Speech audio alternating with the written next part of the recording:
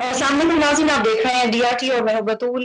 آج 23 مارچ ہے اور یہ ایک ایسا دن ہے جس میں 1940 کو یہ پیغامات دیے گئے تھے کہ ایک ایسا ملک بنایا جائے گا، ایک ایسی جگہ ہوگی مسلمانوں کے پاس جہاں پہ نہ وہ صرف آزادی سے رہ سکیں گے بلکہ اپنے ملٹی کلچر ہونے کا بھی ثبوت دے سکیں گے، جس کا مطلب یہ ہے کہ باقی ثقافتوں کے لوگ بھی آزادی سے رہ سکیں گے اور اپنی رائے کا اظہار اور اپنے حقوق کو آسانی سے حاصل کر سکیں گے۔ یہ ایک ایسی قرارداد، ایک ایسا دن اس لیے تاریخ کا حصہ بنا کیونکہ مسلمانوں میں اویئرنیس تھی کہ اب ایک ایسا وقت آ گیا ہے کہ ہمیں آزادی کی طرف بڑھنا چاہیے، جس میں ہمارے مختلف بڑے قائدین کا بہت اہم رول رہا ہے۔ آج ہم بات کریں گے اس دن کی اہمیت کے حوالے سے۔ میرے ساتھ لمس کے سابق وی سی موجود ہیں، عادل نجم صاحب بوسٹن یونیورسٹی سے وابستہ ہیں۔ بہت شکریہ عادل صاحب۔ آج کے دن کی مناسبت سے میرا آپ سے سوال یہ ہے کہ مختلف کتابوں میں کوٹ کیا گیا ہے کہ یہ قرارداد 24 مارچ کو پاس ہوئی۔ یہ بھی سوال اٹھا کہ ایک ملک کا مطالبہ نہیں کیا گیا تھا بلکہ ایک جگہ کا مطالبہ کیا گیا تھا وداؤٹ بینگ کنٹروورشل۔ میرا آپ سے سوال یہ ہے کہ اس میں حقائق کیا ہے، صحیح بات کیا ہے؟ دیکھیں، یہ ساری باتیں صحیح ہیں کہ جو اجلاس تھا وہ کئی دنوں پہ مشتمل تھا اور ایگزیکٹ قرارداد پہ دستخط کب ہوئے اس پہ مختلف وہ رائے بھی ہیں اور شاید 23 کو نہیں ہوئے، 24 کو ہوئے، لیکن اس کے کچھ عرصے بعد یہ قرارداد جو تھی، جب اس کو ایک طرح سے جس وقت یہ سائن ہوئی اتنی امپورٹنٹ نہیں تھی جتنی یہ اس کے بعد ہو گئی۔ اس کے بعد جب لوگوں نے دیکھنا شروع کیا یار کہ ہوا کیا ہے، اخباروں نے کہنا شروع کر دیا کہ یہ مطالبہ ہے ایک نئے ملک کا اور یہ وہ، تو پھر فیصلہ یہ ایک طرح سے تاریخ نے کر دیا کہ یہ 23 مارچ ہے۔ اور سچی بات یہ ہے بطول، 23 ہو کہ 24 ہو کہ 25 ہو، فرق کیا پڑتا ہے؟ کوئی ایسی بات تو نہیں ہے کہ ملک فرق ہو جائے گا اگر وہ 25 ہوتی ہے 26 ہوتی۔ لیکن فرق عادل صاحب یہ پڑتا ہے کہ یہ سوال اٹھتا ہے کہ یہ کتنا اہم ہے جنریشنز کو یہ بتانا کہ کون سا واقعہ، کون سی بات کس وقت کی گئی۔ ہماری تاریخ اتنے کانفیڈنس کے ساتھ آگے نہیں پہنچائی جاتی۔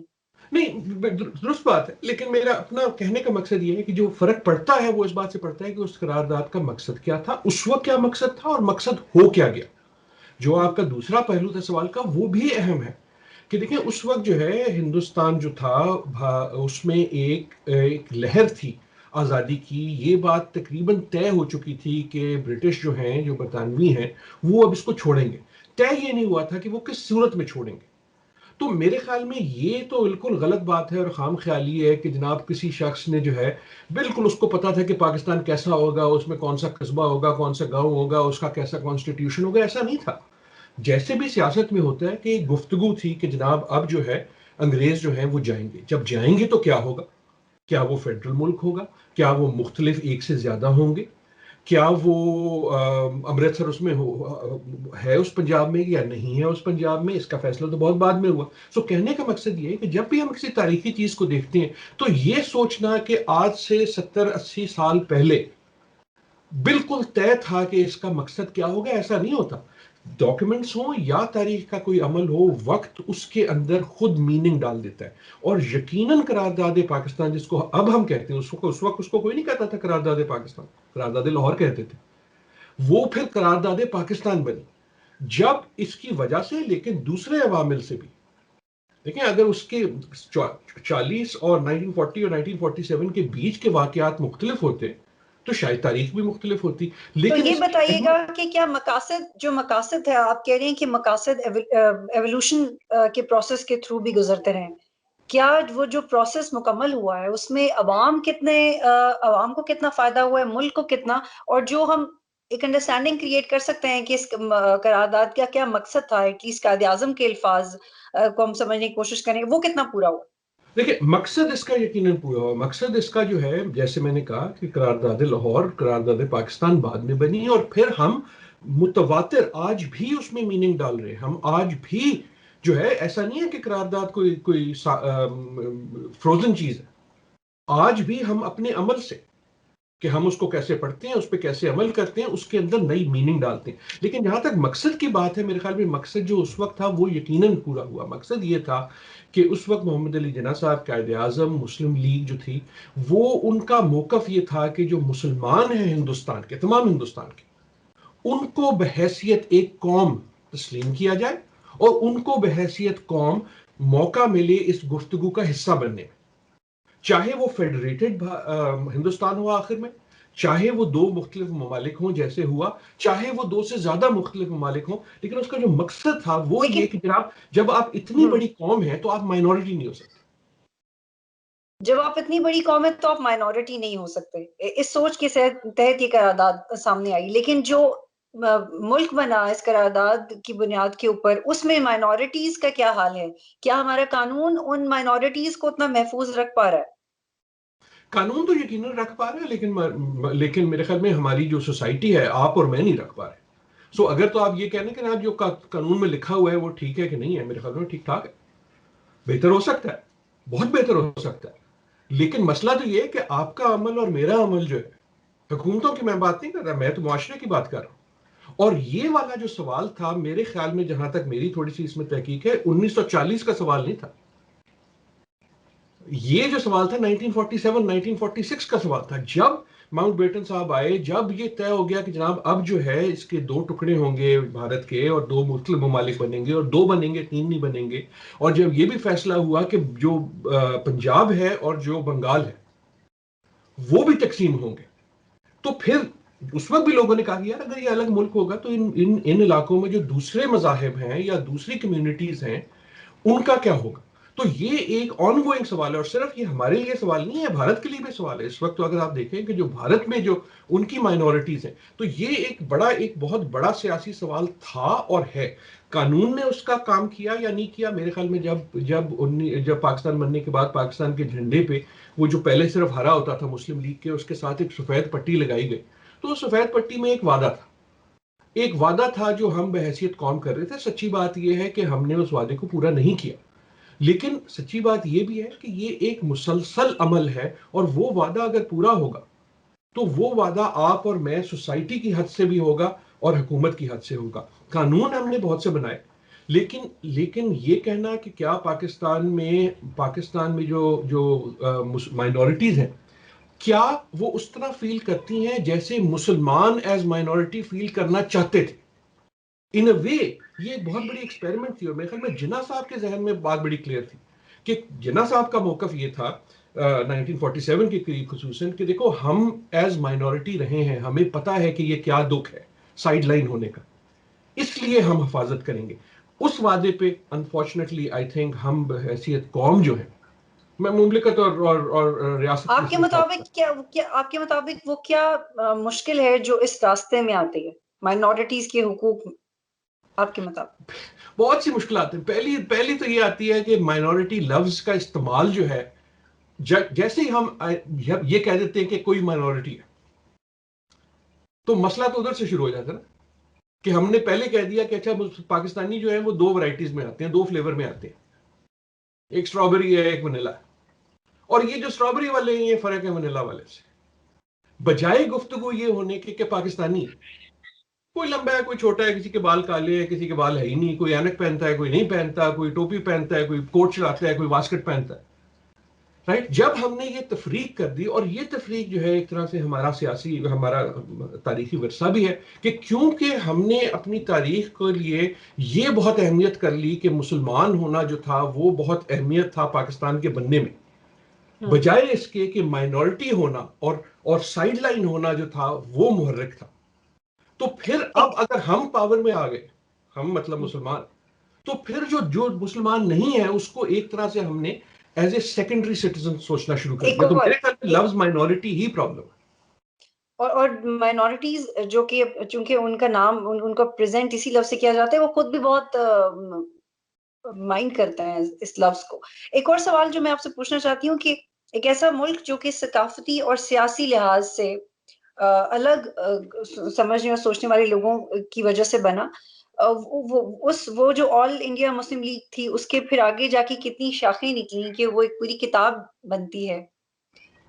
And it becomes so interesting. مجھے یاد ہے کہ جب ہم شروع میں سیاست کو سمجھ رہے تھے تو at some point of time it became really ridiculous for me کہ یار یہ کیا ہے بار بار، اور یہ بھی مسلم لیگ جنجوا، مسلم لیگ کاف، مسلم لیگ نون، اور ابھی خیر آئی ہوپ مسلم لیگ شین کے نام سے کوئی مسلم لیگ نہ آ جائے. لے کے یہ تک لیکن سارے ہو سکتے ہیں. ہاں ایگزیکٹلی. لیکن میں آپ سے یہ جاننا چاہ رہی ہوں کہ آپ تو سیاسی شناخت کے طور پہ ایک نہیں رہ سکے.